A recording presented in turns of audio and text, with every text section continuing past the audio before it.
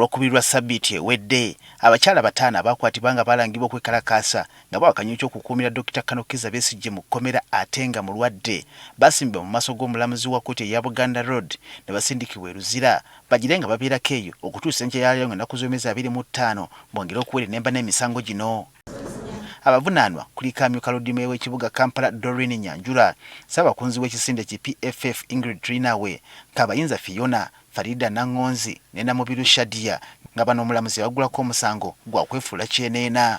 Ku mulundi ogwo bano bajja beenaanisa ebyambalo ebibanja okutebwa kwa Dr. Kano Kizza Besigye era nga bye baalimu ne ku lunaku lwennyini olw'okwekalakaasa. Kyokka bano leero tebaleeteddwa mu kkooti nga bwe kibadde kisuubirwa oluvannyuma lw'okutegeezebwa nga batalina kuddira mu ngoye zino okuli ebigambo ebirala gw'okwekalakaasa bo kye bagaanidde ddala. Bo bano babulidde kkooti nti tebalina wadde akagoye ke bayinza okwambala okuggyako ezo ze baakwatirwamu kyokka basabiddwa okulabikira ku mukutu ogwa Zoom nakyo ne bakigaana. The informal communication I got from prisons this morning was that the accused persons have refused to show up in court on their own volition. The reason being they were dressed in T-shirts with political slogans, which is a dress not acceptable by prisons. So they were offered options, either to take on clothing that prisons had offered them that they received from donations, or to send for clothing from their relatives to change into something appropriate for court. I have very simple basic advice. Help me to help your relatives. Send them clothes, let them come to court. Simple as that. Kati bano omulamuzi Winnie Nancha ababulidde nti bagire nga banoonya engoye entuufu bakomewo mu kkooti ng'ennaku z'omwezi 10 omwezi ogujja omwaka 2025. Okay, matter has been adjourned to the 10th of March 2025 for hearing of the bail application at 10 a.m.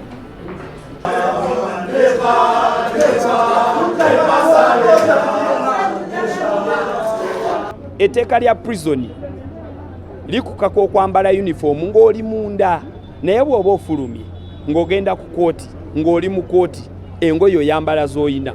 Mwena mukimanyisi gwe mulundi ogusoose okusiba abannabyabufuzi oba ba activist buli omu engoyize mwakomerawo. Tusaba courts of laws zisale emisango nga tezina ekibiina gye kyekubirira nga tebalina orders from above.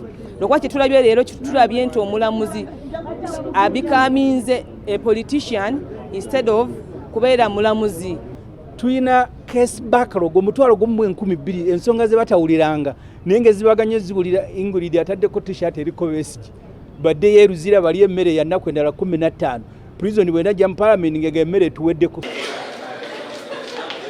Mu ngeri emu kkooti enkulu etaddewo olwa bbalaza ya Sabbiiti ejja ng'olunaku lw'egenda okusalirawo oba kigwanidde okukkiriza munnamateeka Aaron Kizza okuggyibwako omusango gw'okuyisa olugwayo mu kkooti ogwamusingisibwa kkooti ey'amagye gye buvuddeko.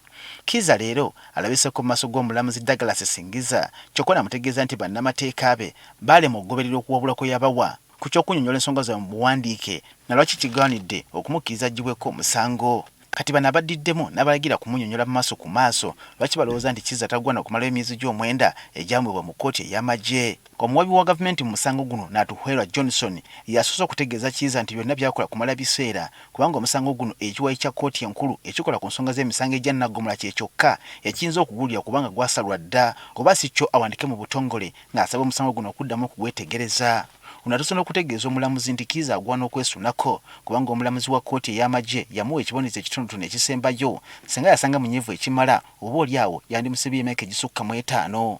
Kyokka munnamateeka wa Kizza Peter Walubiri awabudde munnamateeka munne nti kkooti ensukkulumu yajungulula dda obuyinza bwa kkooti ey'amagye okukozesa abantu abatali bannamagye kale nga no basinzidde okuddukira mu kkooti eno enkulu emukkiriza alye butaala. Kati bano omulamuzi Singiza bategeeza nti badde bamweyoleke nate ku bbalaza ya Sabbiiti ejja ababulire ekyanaaba ategedde bwe bamutegeezezza olunaku olwaleero. Omulamuzi ne Setatone balabisenga empapula ezimu ze twateeka ku kkooti tebanaziyitamu bulungi.